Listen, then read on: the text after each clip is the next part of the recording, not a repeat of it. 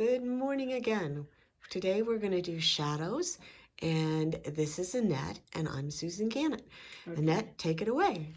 Alrighty, the other thing that we thought we would explore, and it's really just an exercise, I would say.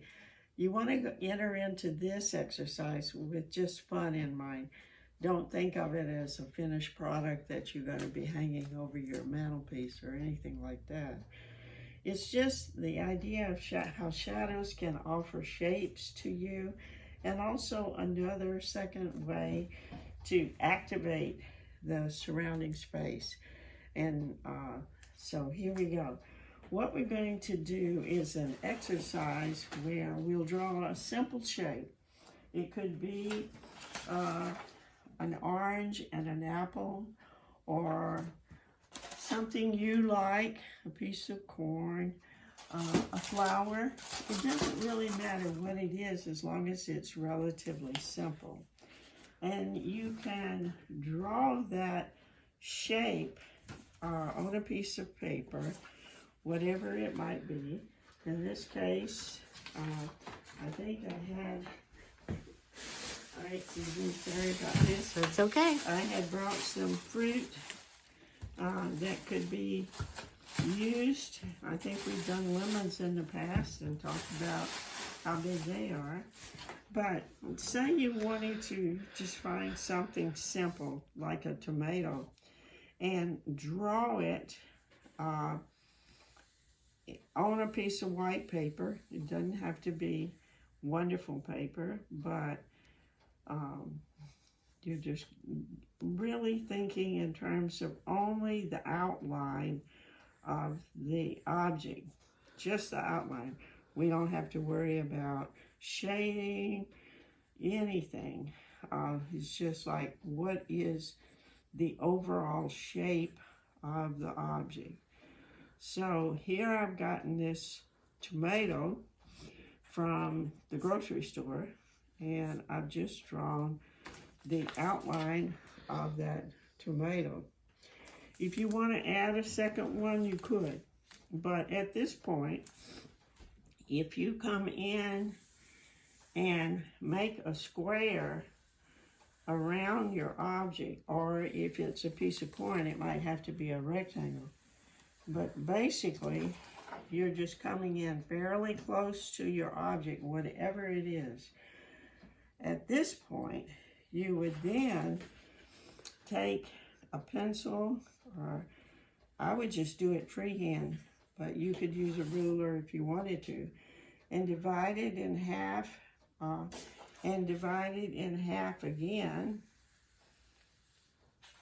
So we've got a big X right across the format, or the shape of the thing.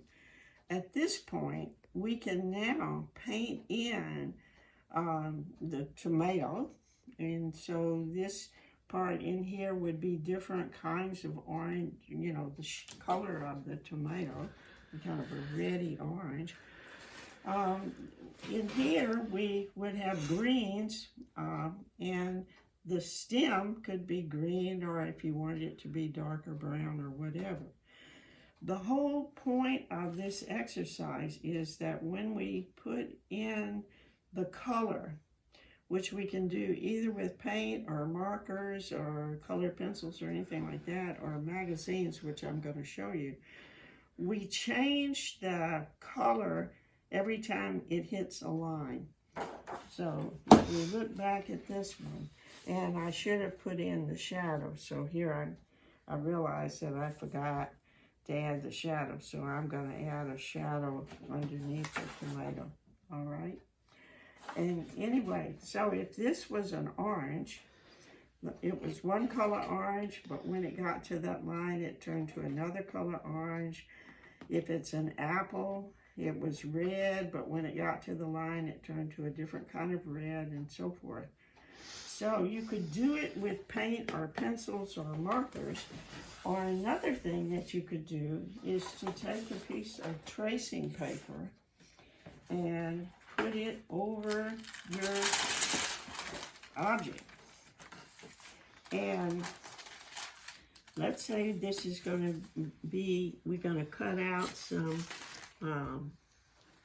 magazine picture. I got some free magazines at the public library. All right, so basically, I'm going to say that I'm going to cut a piece of magazine picture that's going to fit into this quadrant of that tomato. So I've outlined it, and then I'm going to get rid of some of all this stuff that's in our way. Put this on top of the magazine picture that we want to cut out. In this case, I had ripped out some pages that had orange and kind of red. So if I took one of them and I put this over the top of the magazine, that is a possible color for my tomato, I can take a sharp X-Acto knife with something underneath it to keep me from burning the tabletop, and cut out that shape with my sharp knife. So you can see how this would just be an exercise in artistic thinking rather than as a finished product. So basically, now I've cut down through, and with any good luck, if my horoscope was good today, this is going to fit right into that part of the tomato. So at that point, I could take the piece that I cut out and my yeah, here we go. The glue stick, and on some newsprint or something to keep the glue stick from ruining the tabletop, I could put some glue on the back of that. Now, you could use your own choice about what medium to use. You could be doing all this with cut paper. You could be doing this with watercolor, colored pencils, colored markers. But basically, I am working to try to glue that piece of magazine that's the color of the tomato that I want down into that spot, and I would have that one done. So now if I wanted to do this one, I would use another color that would perhaps be tomato light. I guess I would use this one or something like that, and I would take my tracing paper, put it over the top, draw off my next shape that I want to be sort of red-orange on my tracing, put this over the top of the red-orange, cut it out and glue it down, and then it would go on like this until finally you got your whole image done. You can do it any colors you wanted. So if you wanted a blue tomato or a purple tomato or a polka dot, you could.